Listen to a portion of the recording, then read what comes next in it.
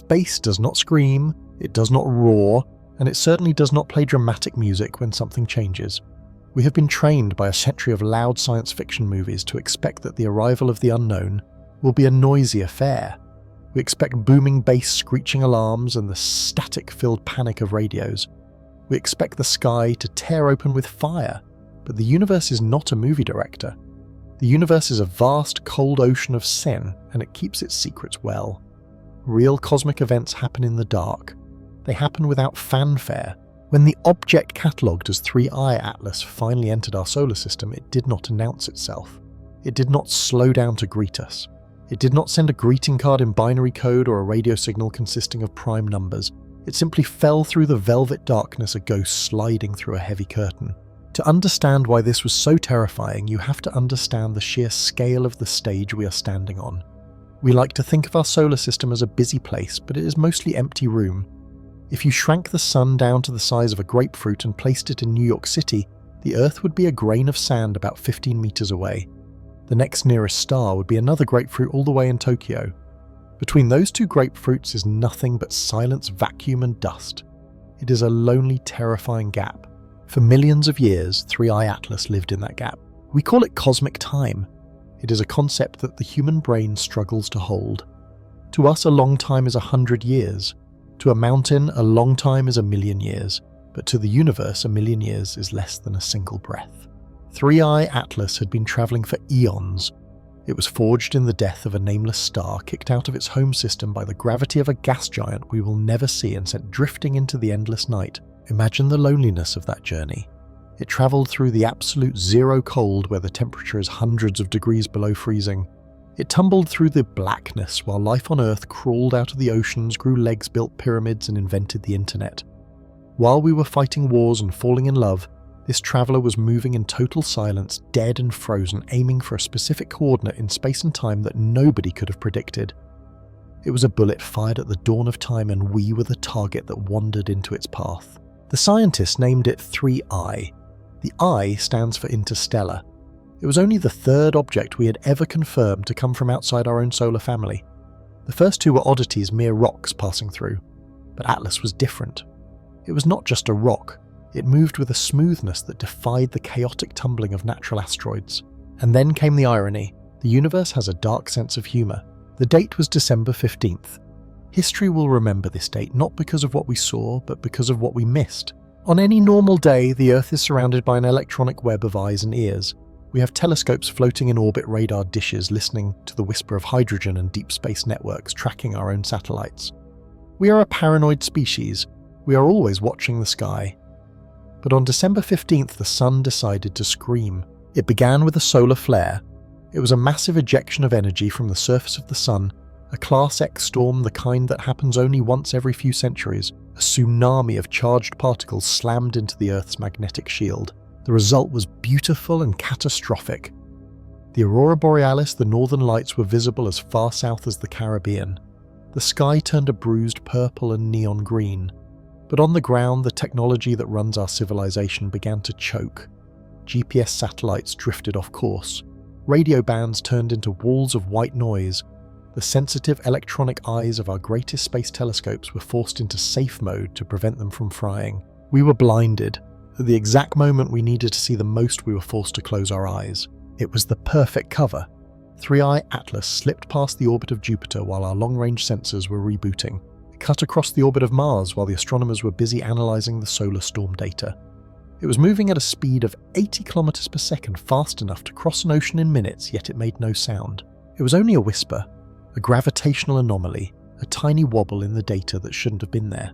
A junior astronomer in Chile working with an older ground-based telescope that didn't rely on sensitive orbital sensors was the first to notice. He wasn't looking for aliens. He was calibrating a lens, bored and tired, waiting for the solar interference to clear. He saw a streak of darkness where there should have been stars. It wasn't reflecting light. It was absorbing it. It was a void within the void. He thought it was a smudge on the lens. He wiped it. He checked again. The smudge had moved. The realization hit him slowly. A cold dread settling in his stomach. The math didn't make sense. The trajectory was all wrong. Anything born in our solar system moves in a circle or an oval around the sun. This object was moving in a hyperbola, a straight line that bends only slightly. That meant it wasn't falling around the sun, it was falling through us. He calculated the size. It was massive, much larger than the previous visitors, and its shape, even in the blurry pixelated image, it didn't look like a potato or a jagged rock. It looked long, symmetrical. He sat back in his chair, the hum of the computer cooling fan sounding incredibly loud in the quiet observatory. Outside, the wind howled over the Atacama Desert. He looked at the date on his screen, December 15th. The world was blind distracted by the light show of the solar storm arguing about power grid failures and internet outages. And while we were looking down at our phones wondering why the connection was slow, a traveller from the abyss had arrived at our doorstep. It is a terrifying thought that the most significant event in human history happened while we were busy fixing the fuse box. 3i Atlas did not care about our blindness. It did not care about our solar storm. It had travelled millions of light years to get here. It was here, and it was not slowing down. The silence of the observatory felt heavy now. It was no longer the peaceful silence of an empty room. It was the held breath of a predator waiting to strike. The whisper from the abyss had finally reached us, and it said only one thing. You are not alone, and you are very, very small. It is a profound irony of our existence that the very object which grants us life, the sun, also serves as the ultimate curtain behind which our greatest threats can hide. We often imagine space observation as a constant vigilant watcher 360-degree scan of the heavens where nothing escapes the eye of our machines. However, the reality of celestial mechanics is far more fragile. There exists a funnel of invisibility, a cone of absolute blindness that extends from our planet toward our star. Astronomers and planetary defense experts refer to this terrifying geometry as the astronomical blackout, or simply the blind spot. To understand why this blind spot exists, we must first look at the nature of light and the limitations of human vision, whether that vision is biological or mechanical. Imagine you are driving a car on a highway late in the afternoon. When the sun is high above or behind you, your vision is clear. You can see the road, the other cars, and the landscape for miles. But as the sun begins to dip toward the horizon directly in front of your windshield, everything changes. The glare becomes overwhelming. You pull down the visor, you squint, but the shapes of oncoming cars disappear into the brilliance. You are effectively blind to anything coming from that specific direction. This is exactly what happens to our planet, but on a cosmic scale. Our atmosphere, which protects us from radiation and allows us to breathe, acts like a glowing screen during the day. When sunlight hits the molecules of nitrogen and oxygen in our air, it scatters. This scattering creates the beautiful blue dome of the sky. While aesthetically pleasing to the human eye, this blue scattering is a wall of noise to an astronomer. It washes out the faint light of stars, distant galaxies, and most critically near-Earth asteroids. An asteroid is simply a rock. It does not produce its own light. It only reflects the light of the sun. Compared to the blazing intensity of the sun itself, the light reflected off a rock, even a rock the size of a city block, is millions of times fainter. Trying to spot a dark rock against the glare of the daytime sky is like trying to spot a firefly hovering next to a stadium floodlight. One might ask, why do we not simply use our space telescopes? They are above the atmosphere, so the blue sky should not be a problem. This is a logical question, but it runs into the hard limits of optical engineering. Space telescopes, such as the famous Hubble or the newer James Webb, are incredibly sensitive instruments. They are designed to capture the faintest whispers of light from the beginning of the universe billions of light years away. Because they are so sensitive, they are strictly forbidden from pointing anywhere near the sun. If you were to point the Hubble Space Telescope toward the sun, even for a split second, its delicate sensors would be fried instantly, much like holding a magnifying glass over a dry leaf. Therefore, these great observatories must always turn their backs to our star. They look outward into the cold, dark night, leaving the direction of the sun completely unmonitored. There are of course solar observatories specifically designed to look at the sun, like the Solar and Heliospheric Observatory or the Parker Solar Probe. However, these machines are built to study the surface of the star itself, solar flares, magnetic storms, and coronal mass ejections. To do this, they often use a device called a coronagraph, which puts a small metal disc over the centre of the sun to block the main glare. While this allows us to see the sun's atmosphere, the field of view is extremely narrow. They are looking at the fire, not the space between us and the fire. They are not wide-angle security cameras scanning for rocks. They are microscopes focused on the fusion reactor. This creates the astronomical blackout. Any object that approaches Earth from the direction of the sun is effectively invisible until it is almost upon us. This is not just a theoretical fear, it is a matter of orbital geometry. There is a class of asteroids known as the Etens, and another group called the Apoheles, which spend much of their time inside the orbit of Earth closer to the Sun. When these objects move toward us, they come from the daylight side. Because of this, we are often blind to them until they pass us and move into the night sky where the sunlight finally hits them against a dark background. This leads to a chilling reality. We usually discover these close-passing rocks only after they have missed us. We see their rear lights as they speed away, having never seen their headlights as they approached. The most dramatic and terrifying proof of this blind spot occurred in February of 2013. A rock roughly 20 meters wide, weighing nearly 13,000 tons, slammed into the atmosphere above Chelyabinsk, Russia. It was traveling at over 60,000 kilometers per hour. It exploded with the energy of roughly 30 Hiroshima bombs. It blew out windows in thousands of buildings, collapsed roofs, and injured over 1,500 people. What makes the Chelyabinsk meteor so haunting to the scientific community is not the damage it caused, but the silence that preceded it. There was no warning, no siren, no news alert, no email from an observatory. It did not appear on any radar or telescope data before the moment of impact. Why? Because it came from the direction of the Sun. It struck out of the daylight, hidden perfectly by the glare until it hit the upper atmosphere. If that rock had been 5 times larger a size, capable of destroying a modern metropolis, we would have been just as surprised. We would have simply looked up one morning and seen the end of the city arriving with zero lead time to evacuate. This is the helplessness of celestial mechanics. We have mapped the continents, we have scanned the ocean floors, and we have catalogued the stars, yet we remain vulnerable to the simple geometry of light and shadow. The feeling inside the control rooms of planetary defense centers is often described as a patient tense waiting. It is a game of statistical probability played in the dark. Astronomers know that the sky is not empty.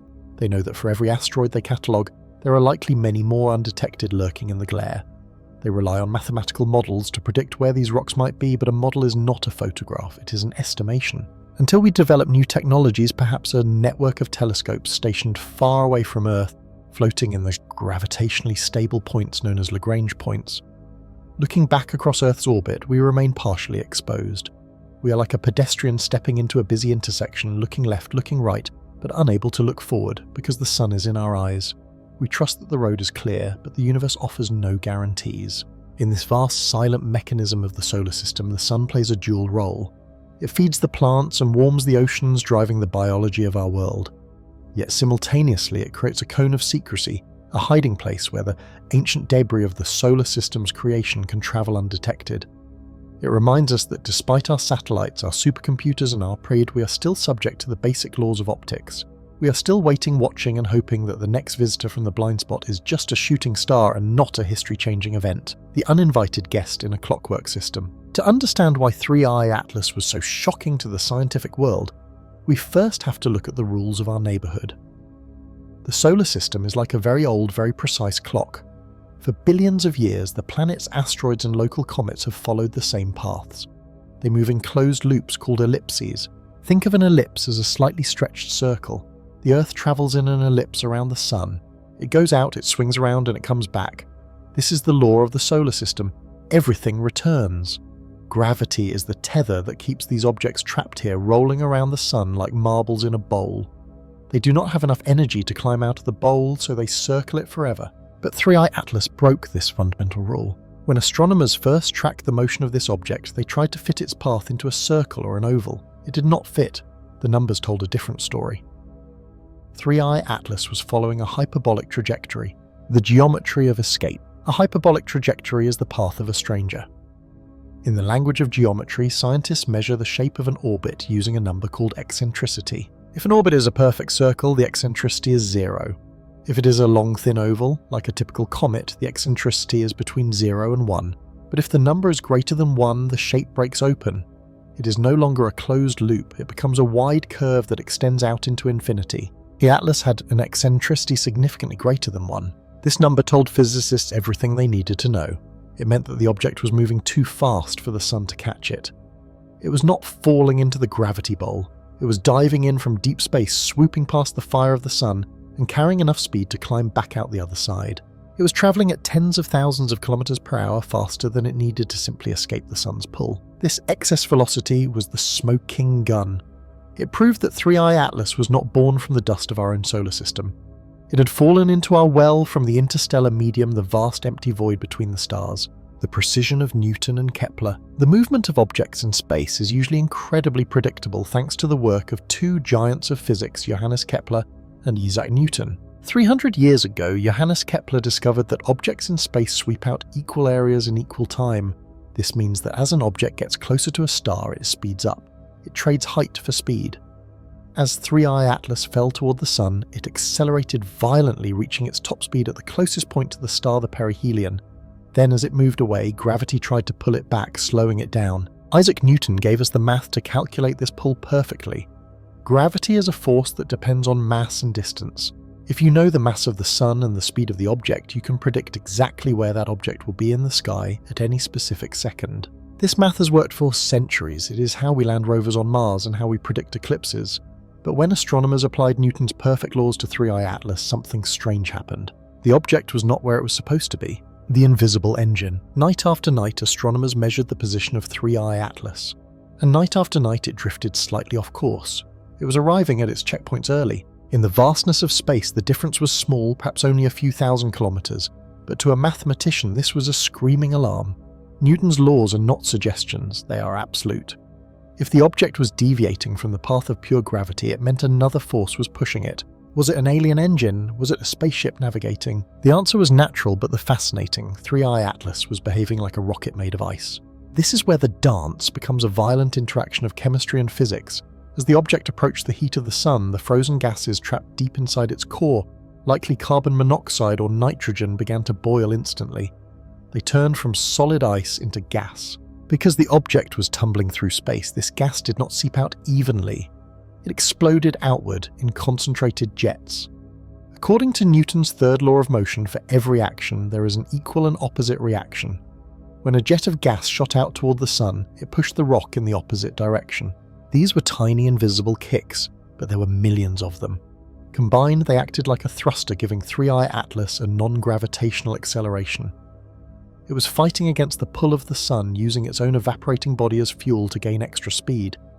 It was literally pushing itself away from us. The cold beauty of the void. There is a profound elegance to this motion. We often look at space as a chaotic dark ocean, but the trajectory of 3I Atlas reveals the stunning order of the universe. The object came to us from the direction of the constellation Lyra the Harp. It likely travelled for millions of years in total silence, freezing in the absolute zero of interstellar space. It moved through the dark without hitting a single atom of dust. When it finally reached our solar system, it performed a gravity assist maneuver. It used the massive weight of our Sun to pivot, swinging around the star to change its direction toward the constellation Pegasus. This is the dance of gravity. It is a silent ballet where the dancers never touch. The Sun reached out with its invisible hands to grab the visitor, bending its path. The visitor responded by speeding up, venting gas and slipping through the Sun's fingers. The mathematical beauty lies in the inevitability of it. Once 3I Atlas passed the Sun, its path was set. It is now on a one-way journey back into the deep freeze. It will never return. It will continue to glide in a straight line for billions of years, passing other stars, but perhaps never getting this close to warmth again. The study of this impossible orbit reminded us of our place in the cosmos. We are living on a carousel going round and round in safe, warm circles. 3I Atlas was an arrow shot through the dark, crossing our path for just a fleeting moment before disappearing into the eternal night. It showed us that the universe is not a static picture, but a kinetic, moving machine of incredible speed and power. As the object known as 3I Atlas pierced through the dark curtain of the outer solar system, it did not merely drift through empty space. Instead, it began a terrifying and majestic performance with the largest inhabitants of our celestial neighbourhood.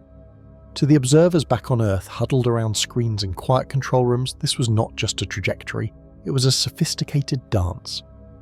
The comet was approaching the guardians of the void, Jupiter, Saturn and Mars. The first encounter was with Jupiter, the king of planets.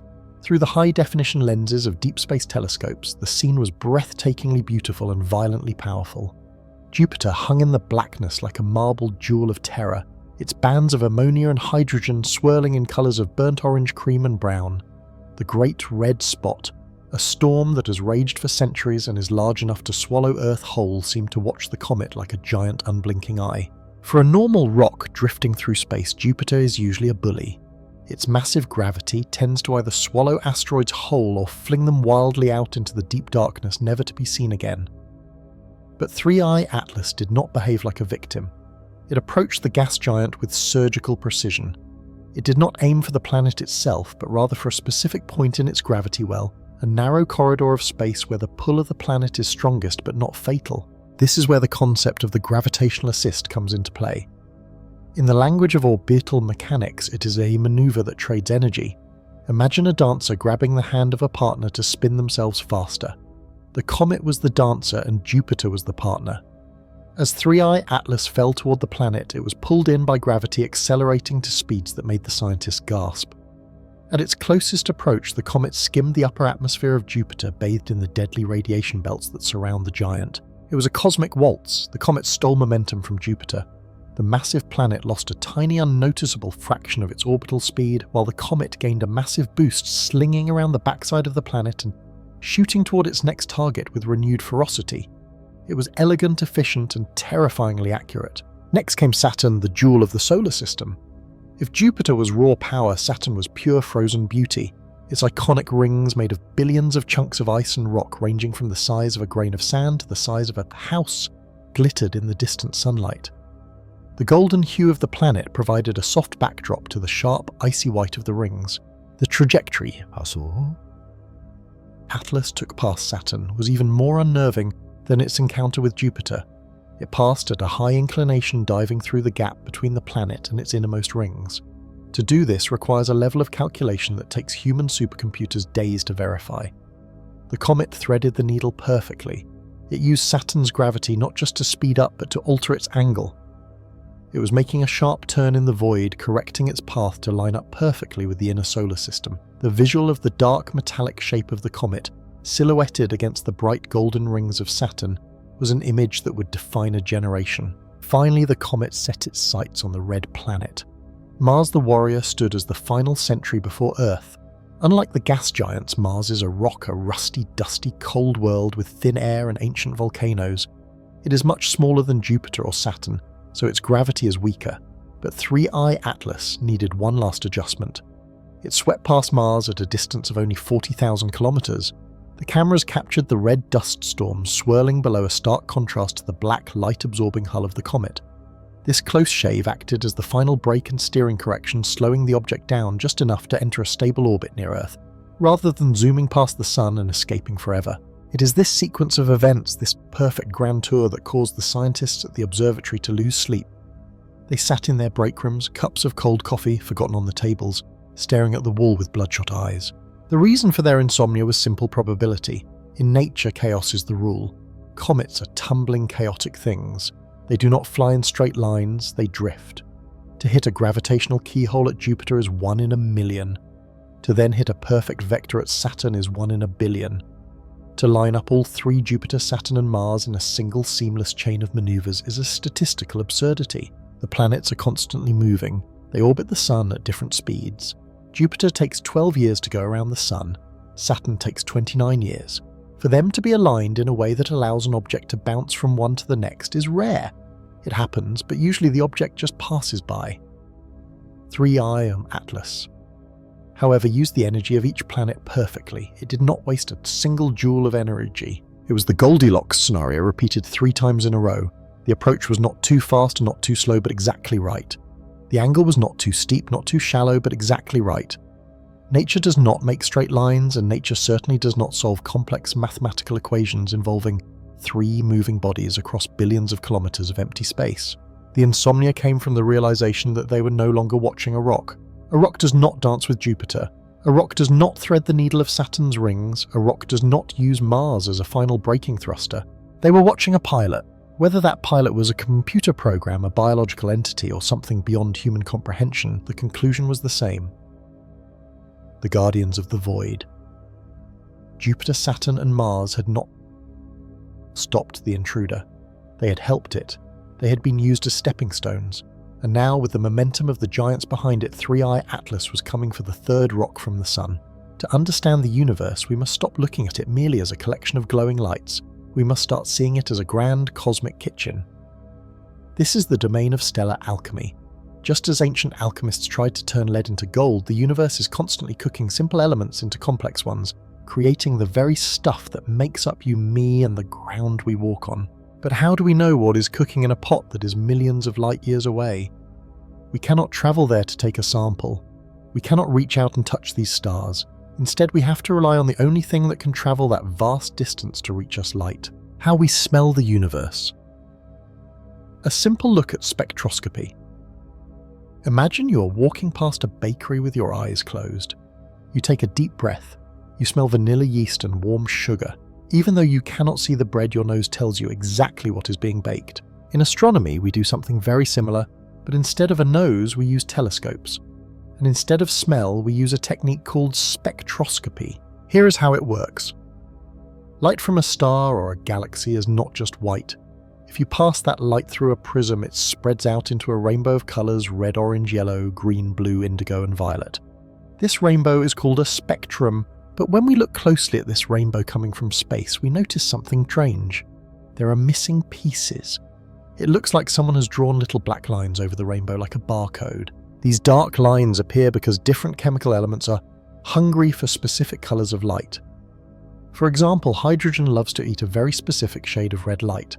Sodium likes to eat a specific shade of yellow. If we look at the rainbow and see that the specific red piece is missing, we know hydrogen is present. If the yellow piece is missing, we know sodium is there. By reading these barcodes of light, astronomers can identify the chemical composition of an object billions of miles away without ever touching it. This is how we know the universe has a smell often like raspberries or rotten eggs, and a taste. Stardust, the origin of everything. Before we look at the complex chemicals, we must ask, where does matter come from? When the universe began with the Big Bang, it was very simple.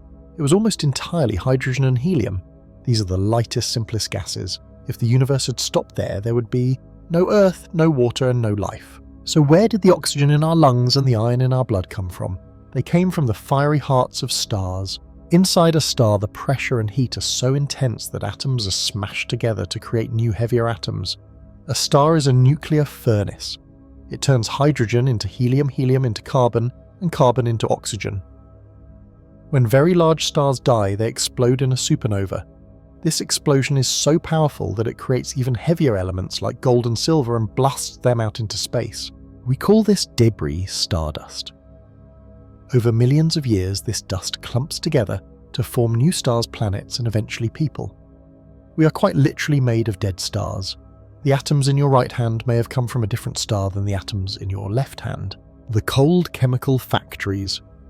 You might think that interesting chemistry only happens in hot places, but in space some of the most important magic happens in the freezing dark. Between the stars there are vast swirling clouds of gas and dust called molecular clouds. These places are incredibly cold, hundreds of degrees below zero. Because they are so cold and dense, they block out the harsh radiation from nearby stars. Inside these dark, shielded clouds, atoms can stick together without being ripped apart by heat. Dust grains, tiny specks of sand and soot floating in space act like meeting tables. Atoms of hydrogen, carbon and oxygen land on these dust grains, find each other and bond to form complex molecules. These are the chemical factories of the cosmos. It is here that water, alcohol, and even the basic building blocks of sugar are formed, waiting to be swept up into new solar systems. The chemical anomalies, the unusual suspects. When astronomers point their instruments at these clouds and young solar systems, they often find chemicals that tell a fascinating story. Let's look at three key players: carbon monoxide, methane, and isotopes. 1. Carbon monoxide, the tracker. Carbon monoxide is a gas we usually associate with pollution on Earth. It is dangerous if it is for humans to breathe. However, in deep space it is an astronomer's best friend. The most common gas in the universe is molecular hydrogen, but it is very shy. It does not glow brightly in the cold dark, making it nearly invisible to telescopes. Carbon monoxide, on the other hand, glows very brightly in radio waves. Nature has a habit of mixing these two together. Wherever we find carbon monoxide, we know the invisible hydrogen is hiding there too. So astronomers use carbon monoxide like a flashlight to map out the invisible structure of the galaxy. It outlines the skeleton of the universe, showing us where the mass is hiding. 2. Methane, the life imposter. Methane is a very simple molecule, one carbon atom holding hands with 4 hydrogen atoms. On Earth, methane often comes from life. Cows produce it, Swamps produce it and bacteria produce it. Because of this, when astronomers see methane on a distant planet, they get very excited. Could it be aliens? But we have to be careful. This is the anomaly, or the trick. Methane can also be produced by volcanoes or simple chemical reactions that have nothing to do with life. Just because we find methane does not mean we have found biology. It is a clue, but it is not proof. Disentangling biological methane from geological methane is one of the hardest tasks in modern astronomy. It requires looking for other clues like oxygen to see if they appear together. 3. Isotope ratios, the fingerprints of history. This sounds technical, but it is actually quite simple. Imagine you have two apples. They look identical, but one is slightly heavier than the other.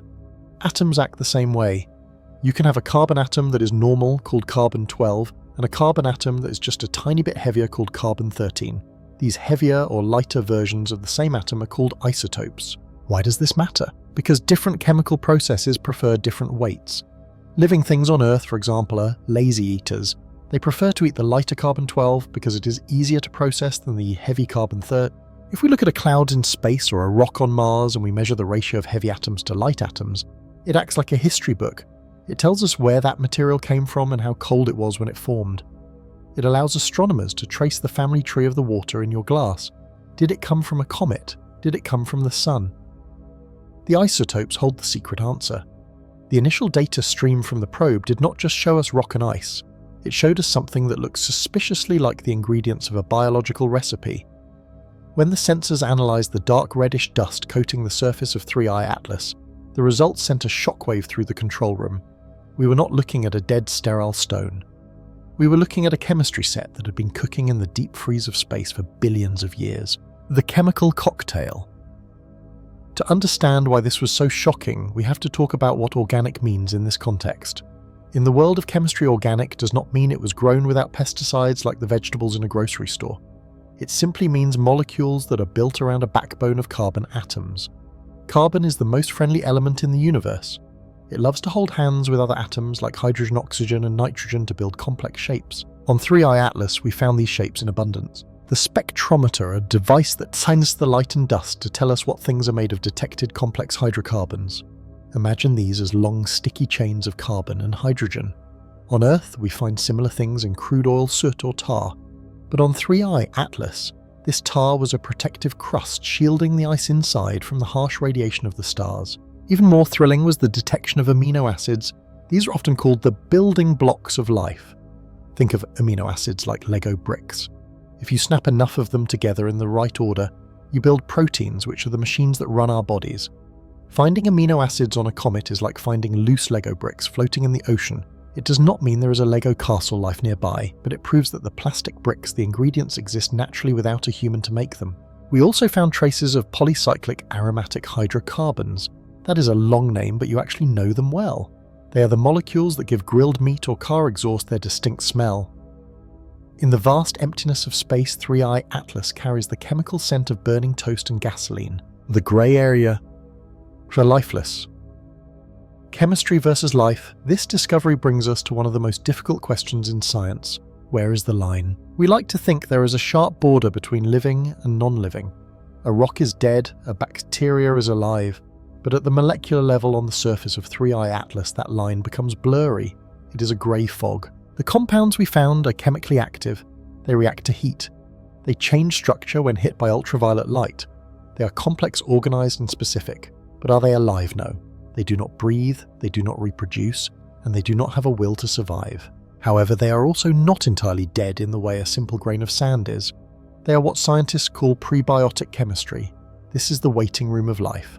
These molecules are waiting for the right environment, perhaps a warm ocean on a young planet to wake up and start dancing. It highlights a profound realization. Life is not a magical spark that is added to matter. Life is just what chemistry does when it gets complicated enough. The lifeless chemicals on 3I Atlas are the same stuff that makes up your eyes and your brain, just arranged differently. The difference between a human and a lump of coal is not the ingredients, it is the architecture. Panspermia, the great cosmic delivery system. The presence of these complex organics on an interstellar traveller like 3I Atlas forces us to reconsider the theory of panspermia. Panspermia is an old Greek idea that translates roughly to seeds everywhere. The theory suggests that life does not always start from scratch on every planet. Instead, the universe is full of the seeds of life floating in the dark, waiting to land somewhere fertile. Imagine 3i Atlas not as a rock, but as a dandelion seed blowing in the wind. Earth was once a violent, hot molten ball. It was sterilized by heat. So where did the water and the biological ingredients come from? Many scientists believe they were delivered. Comets and asteroids crashing into the young Earth might have acted as cargo ships. They brought the water to fill our oceans and the carbon-rich dust to fill our primordial soup. If 3i Atlas is carrying amino acids and water ice, it is a potential seed pod. It has been travelling for millions of years, passing through different solar systems. If it were to crash into a barren but habitable planet, it would deliver the starter kit for biology.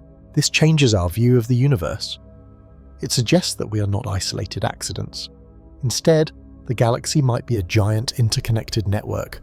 Comets like 3i Atlas are the bees cross-pollinating the stars, carrying the genetic potential of the cosmos from one system to another. Blocks floating in the void. The most humbling part of the analysis is the universality of it all. When we looked at the spectral signature of 3i Atlas, we did not see alien elements. We did not find new types of atoms that do not exist on Earth. We found carbon, hydrogen, oxygen, nitrogen, phosphorus, and sulfur. These are the exact same 6 elements that make up 98% of all living things on Earth. Think about that for a moment. An object born in the dark, crushing gravity of a dying star or ejected from a violent collision light years away is made of the same stuff as your hand. The fingerprints of life are not unique to Earth. They are the fingerprints of the universe itself. The universe seems to be biased toward life. It creates these building blocks everywhere. We have found them in the dust clouds between stars. We have found them on Mars, and now we have confirmed them on a visita from the deep unknown. Nature is a chef that keeps prepping the ingredients, chopping the vegetables, and mixing the sauces even if there is no one there to eat the meal. The void of space is not empty, it is rich with potential. The analysis of 3i Atlas tells us that the hardware for life is common. It is drifting in the silence between the stars, frozen in time, just waiting for a warm sunrise to melt the ice and let the chemistry begin. We are likely not alone simply because the recipe for us is written on the wind of the galaxy. The world did not change with an explosion. It did not change with a flash of light in the sky or a giant spaceship blocking out the sun. Instead, the world changed with the sound of a million notifications pinging at the same time. When the leak happened, it was 3 in the morning in London, 10 at night in New York, and lunchtime in Tokyo. But within 15 minutes, time zones did not matter anymore. The image of the data, the 3 distinct pulses, followed by the prime number sequence, was everywhere. It moved faster than the speed of sound travelling through fibre optic cables and satellite links to reach every pocket and living room on Earth. The explosion of noise, if the signal from the stars was a whisper, the reaction of humanity was a scream. Social media became a battlefield of information almost instantly. On platforms like Twitter and TikTok, the hashtags "they're here" and "the signal" began trending globally within the hour. The internet, usually a place for cat videos and political arguments, suddenly became a chaotic forum for amateur astronomy. The problem was not the lack of information, it was too much information. For every one actual astrophysicist trying to explain what hydrogen line frequency meant, there were 10,000 influencers screaming that the end of the world was happening. A famous podcaster immediately went live claiming that the government had known about this for 50 years, and that this was a distraction from economic problems. A religious group in the United States declared the signal was the trumpet of Gabriel announcing the Last Judgment. Meanwhile, a cult in Europe claimed the signal was actually a mind control weapon sent by a secret society. People were not reading the scientific papers, they were reading the headlines, and often they were only reading the headlines that scared them the most. Algorithms, the computer programs that decide what we see on our screens, made the situation worse. These programs are designed to keep us looking at our phones, and nothing keeps a human looking at a screen longer than fear. So the calm, rational videos from scientists explaining that we need to verify the data got very few views, but the videos with scary music and red arrows pointing at the sky got millions of views. This was the noise. It was a digital storm. It was a mixture of panic, excitement, lies, and confusion. It was the sound of 8 billion people realizing that their small problems might not matter anymore. The fortress of tints. While the internet was burning with noise, the control room at the observatory was deadly silent. This was the great contrast. Outside, the world was loud.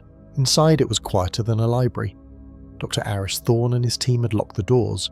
They had turned off their personal phones. They disconnected the control room computers from the public internet to prevent hackers from breaking in.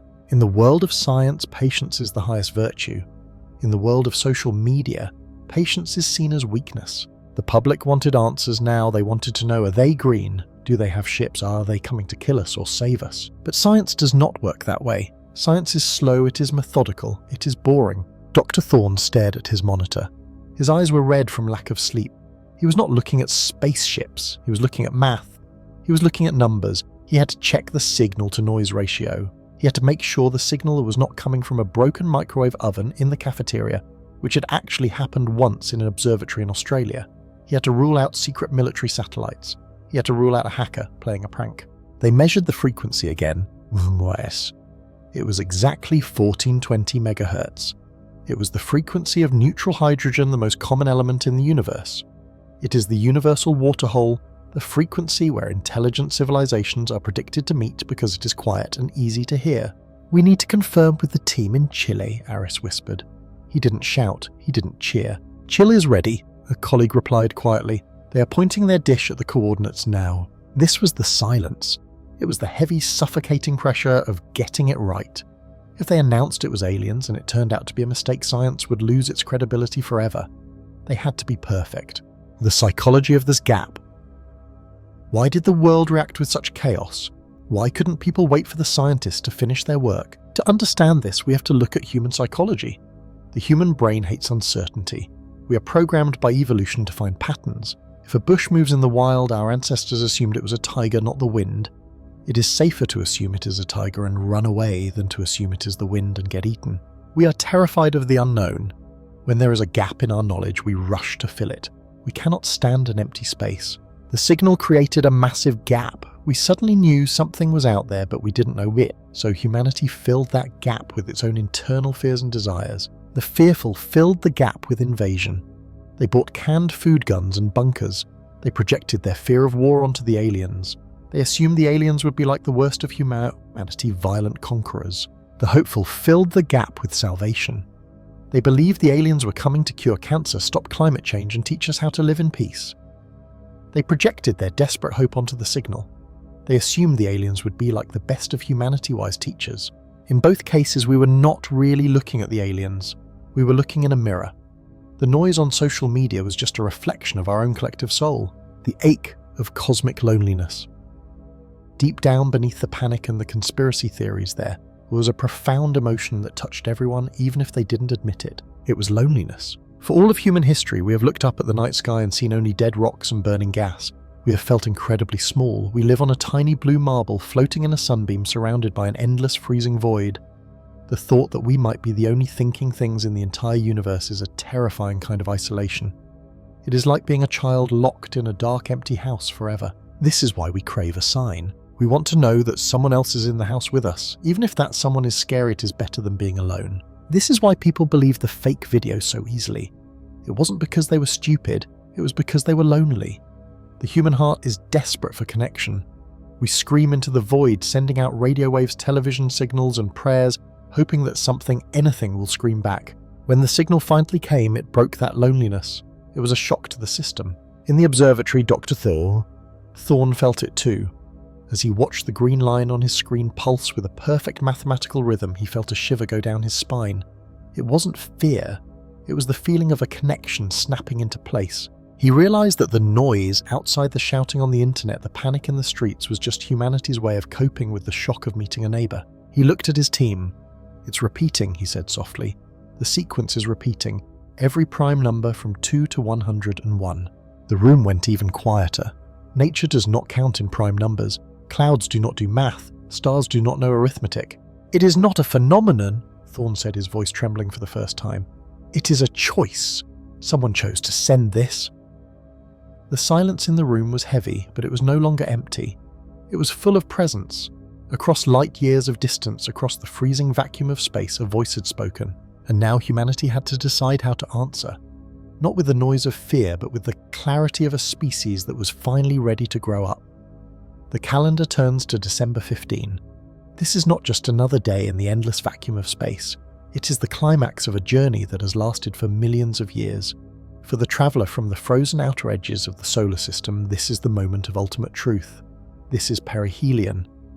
In the language of astronomers, perihelion is simply the point in an orbit where an object is closest to the Sun. But for a comet made of ancient ice and dust, perihelion is not a location, it is a battlefield. It is a violent, chaotic and beautiful confrontation between two absolute opposites, the deep freezing cold of the comet and the unimaginable heat of the Sun. The solar monster. To understand the danger the comet faces, we must look at what lies ahead. The Sun is not merely a bright light in the sky. Up close, it is a terrifying monster of energy. As the comet dives toward the star, it enters the solar corona. This is the outer atmosphere of the Sun, a place where temperatures do not measure in the thousands but rise to over 1 million degrees Celsius. Here the environment is hostile in every way possible. The radiation is intense enough to strip atoms apart. The magnetic fields of the Sun are twisted and powerful, snapping like giant rubber bands and releasing bursts of energy that could swallow entire planets. The solar wind, a stream of charged particles, is blowing not like a gentle breeze, but like a hurricane moving at hundreds of kilometers per second. Into this roaring furnace flies a mountain of dirty ice. It is a tiny, fragile snowball, throwing itself into the mouth of a volcano. The process of sublimation. As the distance closes, the heat becomes a physical hammer. The comet does not melt in the way an ice cube melts in a glass of water. In the vacuum of space, liquid water cannot exist comfortably. Instead, the comet undergoes a violent process called sublimation. This means the solid ice turns directly into gas, skipping the liquid stage entirely. Imagine the surface of the comet. For eons, it has been silent and frozen, holding onto its secrets. Now the heat penetrates the outer crust.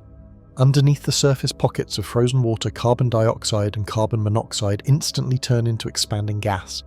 The pressure builds up in a split second. The surface cannot hold it. Without the force of a bomb, the crust cracks and explodes. Jets of gas and dust shoot out into space. These are not small leaks. They are massive geysers erupting from the core of the comet. The object is literally screaming as it burns, shedding its mass at a rate of millions of tons every single day. A poetic transformation. Despite the violence, there is a strange, haunting beauty to this destruction. This is the alchemy of the cosmos. Matter that was once dark and invisible is being transformed into light and glory. The dust grains released from the comet are ancient.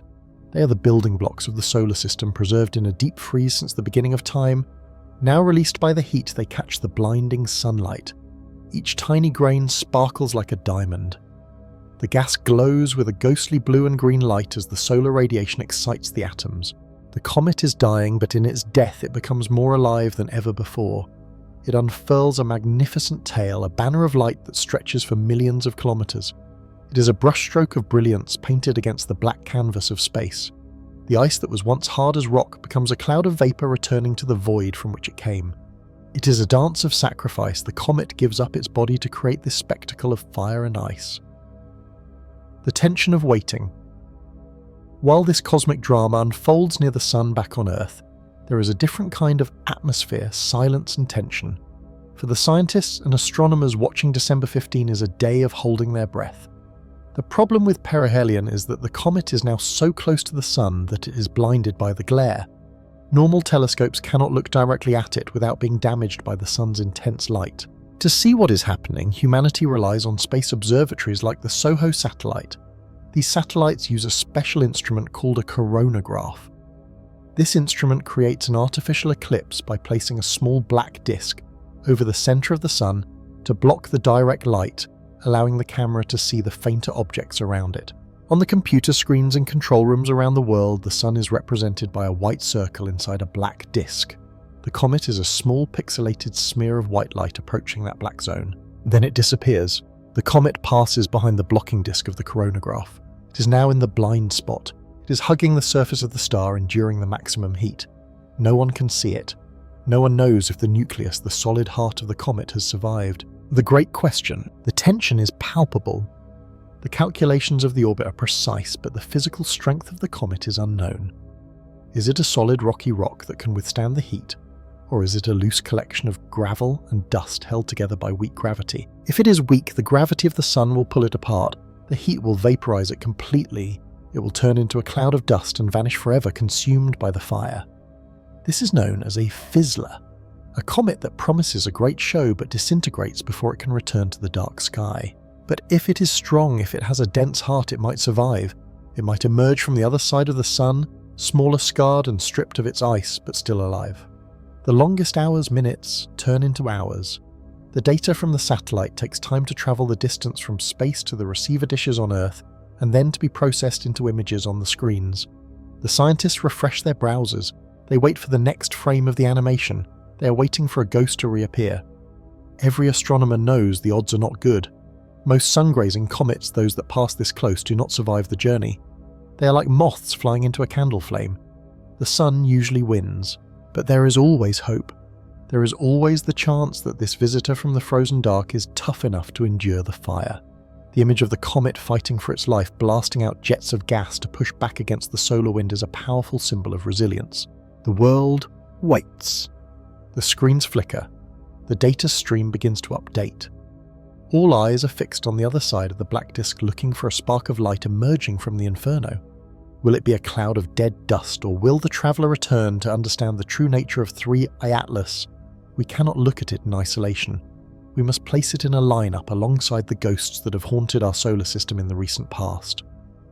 Before 3I Atlas arrived, humanity had only 2 confirmed visitors from the deep darkness between the stars. These visitors, known as interstellar objects, were the first clues that our solar system is not a lonely island, but rather a house with open windows, constantly receiving dust and debris from the cosmic street outside. The story really began in late 2017. Before that year, astronomers had spent decades assuming that interstellar objects must exist, but they had never actually seen one. Then came one Oumuamua. Its name, distinct and exotic, means scout, or messenger from afar in Hawaiian. It was the object that changed everything. It was small, perhaps only a few hundred meters long, and it was moving too fast to be captured by the gravity of the sun. But what made Oumuamua truly famous was not just its speed, it was its strangeness. Oumuamua did not behave like the rocks we know. It had a brightness that changed wildly every few hours, suggesting it was tumbling end over end. Based on the way it reflected light, scientists calculated it was either shaped like a long cigar or a flat pancake. This was unlike any asteroid or comet seen in our own system.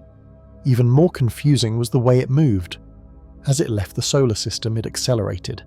It sped up more than gravity alone could explain. Usually when a comet speeds up, it is because ice is melting and shooting out jets of gas, acting like a rocket thruster. But Oumuamua had no tail. It had no cloud of gas. It was a silent, invisible engine pushing it away from us. This led to the controversial artificial theory, the idea that it might be a light sail or a defunct alien probe. 2 years later, in 2019, the second visitor arrived, 2I Borisov. If Oumuamua was the mysterious ghost, Borisov was the comforting reality check. Borisov looked exactly like a comet should. It had a tail, it was made of ice and dust, it was releasing gas as it got close to the sun, it was chemically very similar to the comets in our own backyard. Borisov told us that generally speaking, star systems across the galaxy are built from the same stuff as ours. It proved that not every visitor is a mystery. Some are just dirty snowballs thrown from a distant neighbourhood. Then came 3I Atlas. Comparing 3I Atlas to its predecessors is like trying to identify a stranger by looking at his parents. 3I Atlas sits uncomfortably in the middle of the spectrum between the weirdness of Oumuamua and the normalcy of Borisov. Like Borisov, 3I Atlas is large enough to be detected before it was already leaving, unlike Oumuamua, which we only saw on its way out. But like Oumuamua, 3I Atlas is dry. The data from 3I Atlas is hauntingly familiar to those who studied the first visitor. We see the same lack of a visible coma, that fuzzy envelope of gas that surrounds a comet. When the sun's heat touches the surface of 3I Atlas, we do not see the massive outgassing of water vapor or carbon monoxide that we saw with Borisov. This suggests that 3I Atlas is either a rock stripped bare by millions of years of cosmic radiation, or it is made of something we do not usually encounter, perhaps nitrogen ice or solid hydrogen. However, the most critical comparison lies in the movement. This is where the ghost of Oumuamua returns. 3I Atlas is exhibiting non-gravitational acceleration. It is being pushed. Since we cannot see a tail of gas pushing it, we are forced back to the drawing board. With Oumuamua, the scientific community was split. One side argued for natural explanations, suggesting it was a hydrogen iceberg that evaporated invisibly. The other side, a minority but a vocal one, whispered the word artificial. Getty Images. With 3i Atlas, we have to ask what is the difference between weird and artificial. In science, we use a principle called Occam's razor. This principle suggests that the simplest explanation is usually the correct one. If you hear hoofbeats, you should think of horses, not zebras or unicorns. In astronomy, a horse is a rock or a chunk of ice. A unicorn is an alien spaceship. When Borisov arrived, it was a horse. It looked and acted like a comet. When Oumuamua arrived, it looked like a unicorn, but scientists worked very hard to find a way to describe it as a horse. A weird deformed horse perhaps, but a horse nonetheless. They proposed theories about tidal disruption, where a planet's gravity shreds a moon into long cigar-shaped fragments to explain the shape. But 3i Atlas complicates the history. If we have 2 weird objects out of 3 total visitors, the weirdness might actually be the normal state of interstellar space. Perhaps the galaxy is full of these dark, tumbling, rocky shards that accelerate without visible engines. This places 3i Atlas in a massive historical context. We are currently in the golden age of time-domain astronomy. For thousands of years, the night sky seemed static and unchanging to the human eye. Now, with powerful survey telescopes scanning the entire sky every few nights, we are realizing that the space between stars is not empty. It is a highway. We have learned that the solar system acts like a fishing net. As the sun moves around the center of the Milky Way galaxy, it catches these fish, these interstellar objects. Some pass through, quickly moving at speeds of tens of kilometers per second relative to us. Others might get trapped. There is a growing belief among astronomers that there could be thousands of interstellar objects hidden in our solar system right now, trapped millions of years ago, disguising themselves as normal asteroids until we look closely at their chemistry. The existence of 3i Atlas forces us to refine our definition of natural. If 3i Atlas is a natural object, then our models of how planetary systems form are incomplete. We need to explain how a star system can eject a solid, dry rock that is shaped in a way to harness solar radiation pressure so effectively. On the other hand, if we entertain the artificial possibility even for a second, 3i Atlas becomes a different kind of data point. If Oumuamua was a piece of space junk, a dead buoy drifting in the ocean, could 3i Atlas be an active vessel? The key difference lies in the rotation. Oumuamua was tumbling chaotically. 3i Atlas, according to the latest light curve data, is stable. It is rotating, but it is a smooth rhythmic rotation. It feels purposeful. Ultimately, 3i Atlas serves as a mirror. When we look at Borisov, we see a reflection of our own comets. When we look at Oumuamua, we see a reflection of our confusion and our desire to find life. 3i Atlas combines these. It has the stable presence of a physical object we can study, but the ghostly characteristics that defy easy categorization. The history of interstellar objects is short, barely a decade old, but it has already rewritten the textbooks. We have moved from asking, do interstellar objects exist, to how many are there, and now with 3i Atlas, what are they trying to tell us? We are no longer just looking at lights in the sky, we are examining packages delivered to our doorstep. The only problem is that we have not yet figured out how to open them, and we are not sure if the sender is a violent supernova, a dying star, or something that thinks. The ghost of Oumuamua hangs over 3i Atlas, warning us not to jump to conclusions, but also begging us not to ignore the anomalies. Because in science, it is the anomalies, the things that do not fit, that lead to the greatest discoveries. When we stand at the edge of our current knowledge, looking out into the vast darkness of the universe, we are often forced to confront things that do not fit neatly into our textbooks. This is exactly what happened in October 2017. A strange object passed through our solar system. It was named Oumuamua, a Hawaiian word meaning a messenger from afar arriving first. This object sparked one of the most heated debates in modern astronomy, centered around a man named Avi Loeb and the uncomfortable possibility of an artificial origin. Avi Loeb is not a fringe conspiracy theorist. He was the chair of the astronomy department at Harvard University. His perspective on Oumuamua challenges the conservative nature of the scientific community. Most scientists looked at this object, which was tumbling through space shaped oddly like a pancake or a cigar, and tried to categorize it as a comet or an asteroid. However, there was a problem. Comets release gas and dust when they get close to the sun, creating a visible tail. Oumuamua did not have a tail, yet it accelerated as it moved away from the sun.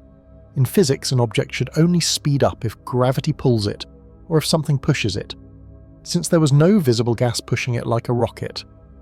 Loeb asked a controversial question. What if it was being pushed by sunlight itself? This led to the light sail hypothesis. Loeb suggested that Oumuamua might be a piece of advanced technology, perhaps a defunct solar sail created by an alien civilization drifting through the galaxy like a shipwreck in the ocean. He argues that the scientific community is suffering from a stigma regarding extraterrestrial intelligence. By assuming that every strange object must be a natural rock, we might be blinding ourselves to the truth. This is a neutral presentation of his view. He does not claim to know for a fact that it is aliens. Instead, he argues that we must leave the artificial option on the table. If we decide in advance that aliens are impossible, we will never find them even if they fly right past us. This brings us to a fundamental principle in the philosophy of science. There is a famous saying, "The absence of evidence is not evidence of absence." This phrase is crucial when we talk about the search for life. Just because we have not found a radio signal, a spaceship, or a biological marker yet, it does not mean they do not exist. It might simply mean our technology is not good enough to see them, or we are looking in the wrong way. Imagine scooping up a glass of water from the ocean and saying, "There are no whales in the ocean," simply because there is no whale in your glass. Our view of the universe is currently limited to that single glass of water. However, this silence from the cosmos leads us to the Fermi paradox. Named after physicist Enrico Fermi, this is the contradiction that keeps astronomers awake at night. The universe is incredibly old, about 14 billion years, and it contains billions of stars similar to our Sun. Many of these stars have planets that are Earth-like. If even a tiny fraction of these planets developed intelligent life, and if even a few of those civilizations learned to travel through space, the galaxy should be teeming with activity. They should be here by now. So Fermi asked, where is everybody? There are many potential answers to this paradox, and none of them are entirely comforting. One possibility is the Great Filter. This theory suggests that there is some hurdle in the development of life that is extremely difficult to cross. Perhaps life is common, but intelligent life is rare. Or perhaps intelligent civilizations inevitably destroy themselves with nuclear weapons or environmental collapse before they can leave their home planet. If the Great Filter is behind us, we are lucky. If it is ahead of us, we might be doomed. Another solution often discussed in the context of Avi Loeb's work is that they are here, or their probes are here, but we are too primitive to notice.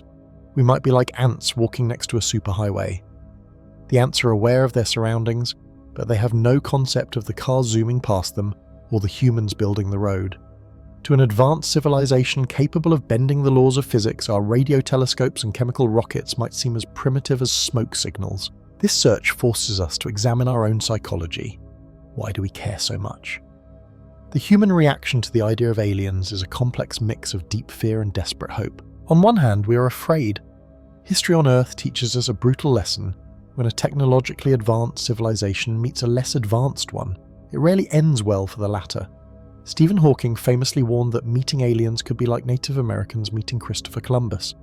This fear is amplified by the dark forest theory, which suggests that the universe is a dangerous place where smart civilizations stay quiet to avoid being detected by predators. If this is true, our constant broadcasting of radio signals into space is a terrible mistake. We are shouting in a jungle filled with tigers. On the other hand, we have a profound longing for them to exist. This hope stems from our loneliness. We look at the stars and feel small and fragile. If we find an older, wiser civilization, it proves that it is possible to survive our technological adolescence. We hope they might bring us wisdom, cure our diseases, or teach us how to live without destroying our planet. We want a savior from the stars. Furthermore, discovering we are not alone would end the feeling of cosmic isolation. It would mean the universe is alive, not just a dead expanse of rocks and gas. Ultimately, the edge of knowledge is not just about what is out there. It is about who we are. Whether Oumuamua was a rock or a machine matters less than the fact that it forced us to look up and question our assumptions. We stand on a small planet scanning the skies, caught between the terror of finding something that can destroy us and the hope of finding something that can save us. Until we know for sure, we remain in the uncomfortable but exciting position of the observer waiting for the next messenger from afar. The days immediately following the 29th of December are defined by a heavy, silent anticipation.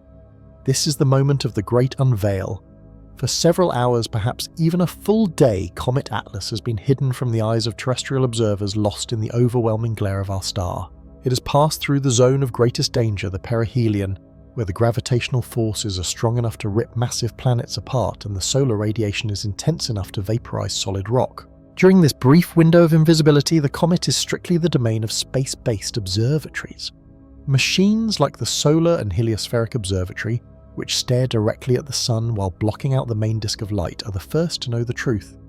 On Earth, astronomers and enthusiasts wait for these images to download, refreshing their screens looking for a small moving white pixel emerging from the other side of the solar disk. The question that hangs in the air is binary and brutal. Is it a ghost or is it a survivor? There are two distinct scripts for what happens next.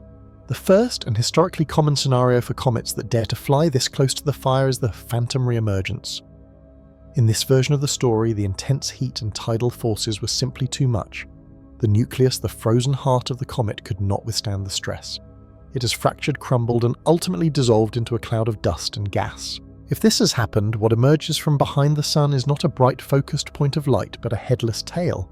It appears as a smear in the sky, a ghostly streak of dust that continues to travel along the comet's orbit for a short time. Without the active nucleus to replenish it, this phantom tail quickly dissipates. It grows fainter with every hour, spreading out into nothingness, blown away by the solar wind. For the observer, this is a moment of melancholy, witnessing the aftermath of a celestial death. The second scenario is the miracle of survival. If the nucleus of Atlas was large enough or dense enough to survive the hellish passage it shoots out from the solar glare like a stone from a slingshot. In this scenario, the comet is often at its absolute brightest. Having been roasted by the sun, its surface is erupting violently, dumping massive amounts of dust and gas into space. For a few precious days in early January, if it survives, the geometry of the encounter might work in our favour. Sunlight hits the dust particles from behind, creating a phenomenon known as forward scattering. This can make the comet glow with an intensity far greater than usual, potentially making it visible even in the twilight sky. However, this brilliance is deceptive and fleeting. It is the final flare of a candle before it begins to retreat into the dark. Regardless of whether it is a solid rock or a dying cloud of dust, the trajectory is now set away from us. This marks the beginning of the long goodbye. Throughout January, the comet climbs higher into the dark skies, moving away from the sun and away from the Earth. This phase of the observation is characterized by a rapid dimming. As the distance from the sun increases, the heat that drives the comet's activity fades. The magnificent tail, which is powered by the solar wind and radiation pressure, begins to shrink. The coma, the glowing atmosphere around the nucleus, contracts. For the amateur astronomer, this is a race against time. In the first week of January, you might still see it with the naked eye if you are in a very dark location. By the second week, you will likely need binoculars to distinguish it from the background stars.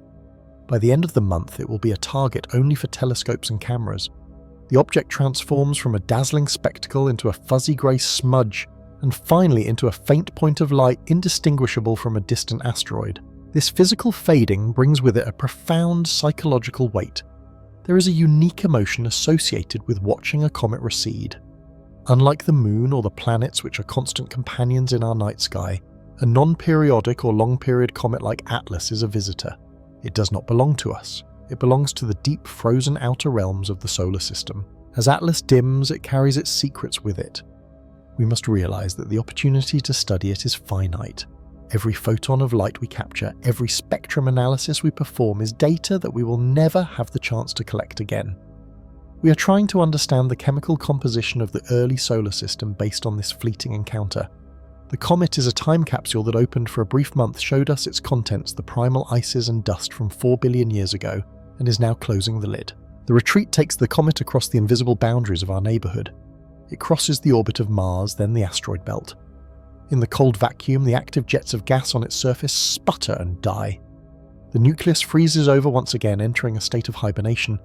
It becomes a silent, dark mountain tumbling through the void. By the time it crosses the orbit of Jupiter, it is invisible to all, but the most powerful professional telescopes on Earth is just a dead rock moving at incredible speed. The concept of forever becomes palpable here. If Atlas is on a hyperbolic trajectory, it will never return.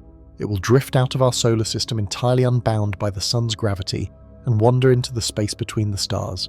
It will travel for millions of years in total darkness, never to be warmed by a star again. Even if it is on a closed orbit, the timescale is beyond human comprehension. It might return in 3,000, 10,000 or 80,000 years. The civilization that sees it next will be as different from us as we are from the hunter-gatherers of the Ice Age. They might not even be human.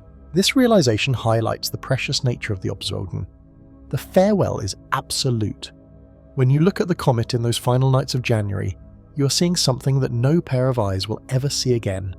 You are witnessing a unique alignment of celestial mechanics that will never repeat in exactly the same way. The comet does not care about our observation. It is indifferent to our awe. It follows the laws of gravity and physics with cold precision.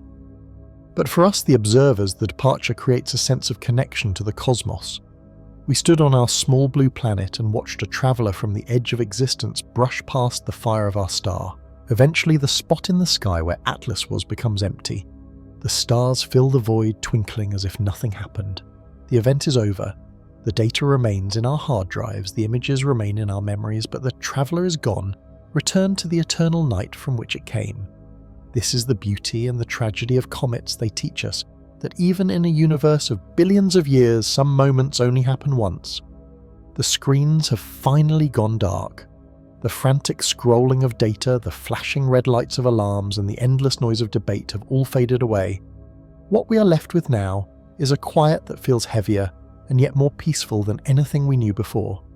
We have reached the end of the event, but we have arrived at the beginning of something else entirely. As the dust settles on our history books and the reporters go home, we find ourselves standing on the shoreline of a vast, silent ocean, looking out into the deep dark. When this journey began, we were driven by a desperate need for certainty. We saw a light in the sky or heard a sound from the void, and we demanded to know what it was. We wanted a name for it. We wanted to categorize it, to break it down into safe, manageable pieces of information. We wanted to measure its heat in degrees Celsius and calculate its speed in kilometers per second. We thought that if we could just find the answer, we would be safe. We thought that the answer would solve the puzzle of our existence. But looking back now, we realize that the answer was never the point. The panic, the excitement, the fear and the wonder, all of those moments were leading us to a realization much simpler and much more profound. The legacy of this event is not a hard drive full of facts. It is not a new equation that explains gravity or a map that shows us exactly where we are. The legacy is the mystery itself. We have learned that it is okay not to know. In fact, not knowing is the most natural state of being for a human in this universe. Think of the vastness we have encountered. We talked about distances measured in light years, a concept so large that the human mind struggles to hold it. A light year is the distance light travels in one Earth year, moving at 300,000 kilometers every single second. Even that number is too big to truly feel. It is just a word we say to comfort ourselves. The reality is a space so wide and so deep that our entire world is less than a speck of dust floating in a sunbeam.